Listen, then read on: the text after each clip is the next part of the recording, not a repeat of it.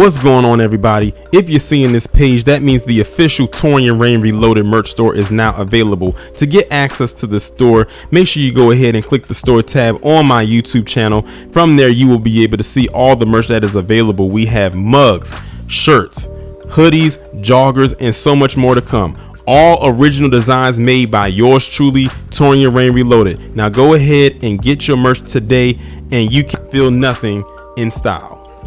So we are back with another, I guess you could say, south of the Bordarian type of video, but this one's a little bit different because the people involved with this are not south of the Bordarian, as they are pretty much from here as far as I can tell, but they definitely played a huge part in it.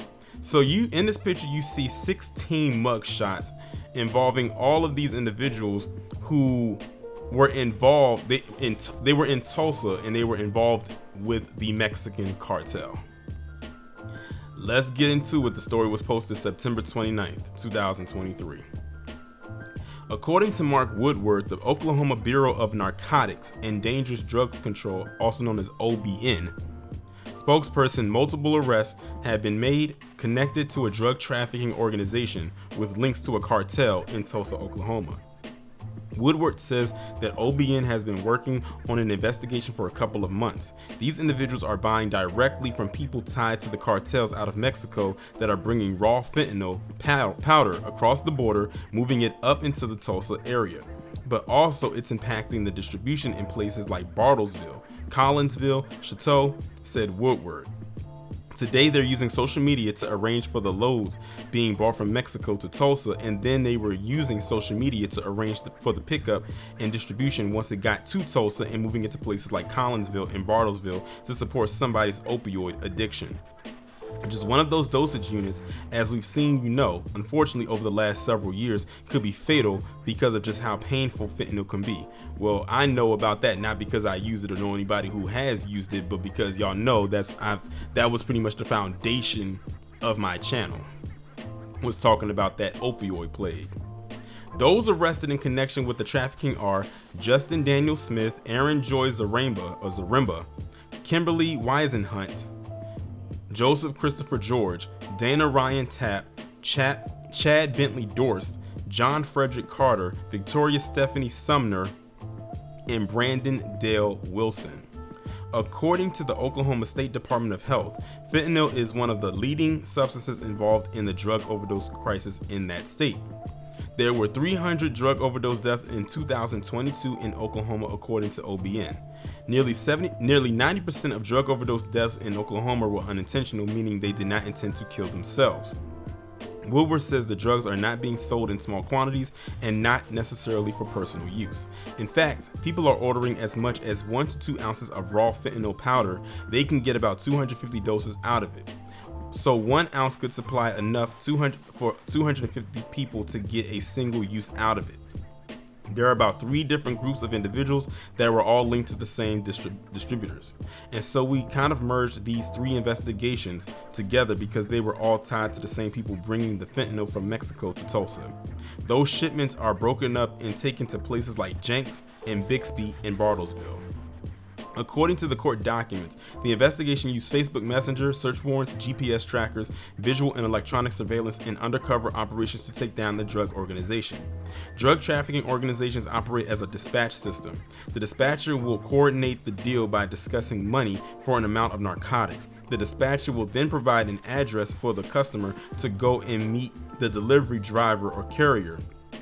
If the customer does not have a vehicle, the courier may have home deliveries. There is not much interaction between the drivers and customers aside from the narcotics exchange, described the undercover OBN agent in the court documents. Though the investigation explained in the court documents, agents discovered that many of the Facebook messages originated from Mexico. In late June of this year, OBN began monitoring data for the Facebook wire intercept, according to the court documents. The undercover OBN agent stated in the court documents, "I have been in extensive communications with the organization, understanding the verbiage they used to attempt to disguise the illegal activities. The organization referred to the fentanyl as tacos. This never changed throughout the investigation." OBN agents began monitoring GPS trackers on the trafficking organization's courier vehicles and capturing visual and electronic surveillance in person.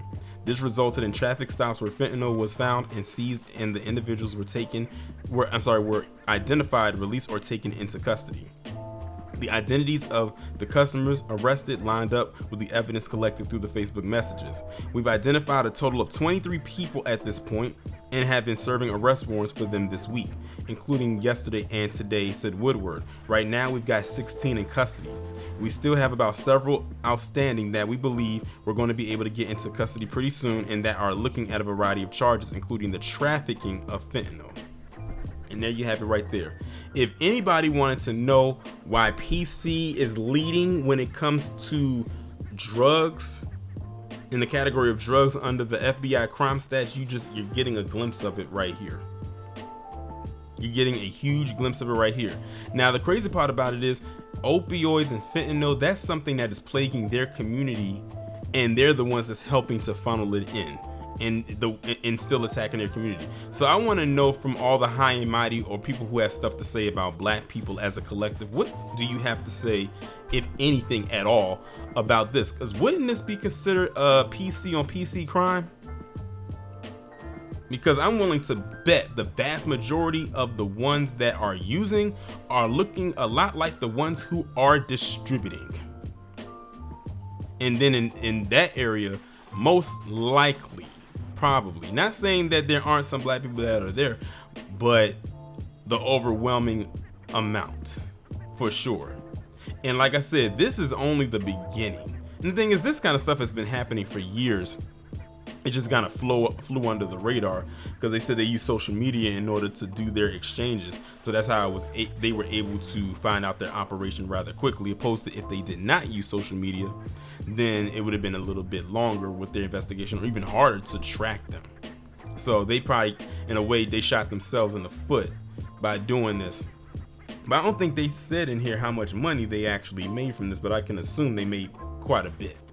If this operation was going on for quite some time, I'm almost certain they made a good amount. But like I said, the cartel, and here, that's nothing new.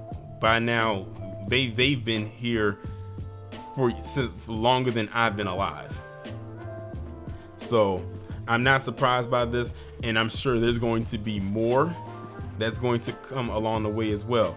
And I have the strongest feeling that the people that are coming over here, the south of the Bordarians, or I like to call them not so secret invasioners, they gonna be getting on the ground and hitting that pavement hard when they decide to plant themselves, officially plant their flag wherever it is that they are going to be located, because they most likely going to be involved in doing the same exact thing that they are doing.